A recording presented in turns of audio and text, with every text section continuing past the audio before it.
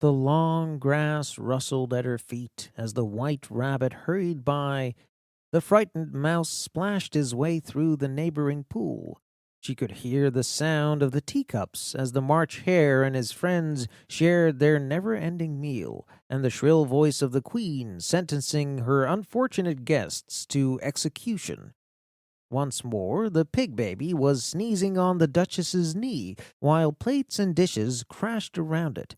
Once more, the shriek of the griffin, the squeaking of the lizard's slate pencil, and the choking of the suppressed guinea pigs filled the air, mixed with the distant sobs of the miserable mock turtle. So she sat there, with closed eyes, and half believed herself in Wonderland, though she knew that the moment she opened them again, all would change back to dull reality. The grass would be only rustling in the wind, and the pool rippling to the waving of the grass. The sound of the teacups would change to tinkling sheep bells, and the Queen's shrill cries would change back to the voice of the shepherd boy in the distance.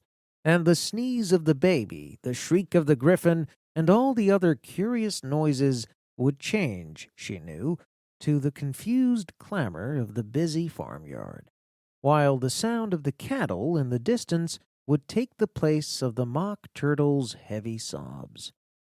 Lastly, she pictured to herself how this same little sisters of hers would, in the future, be herself a grown woman, and how she would keep, through all her later years, the simple and loving heart of her childhood, and how she would gather about her other little children and make their eyes bright and eager with many strange tales, perhaps even with the dream of Wonderland of long ago, and how she would feel with all their simple sorrows and find a pleasure in all their simple joys, remembering her own childhood and the happy summer days.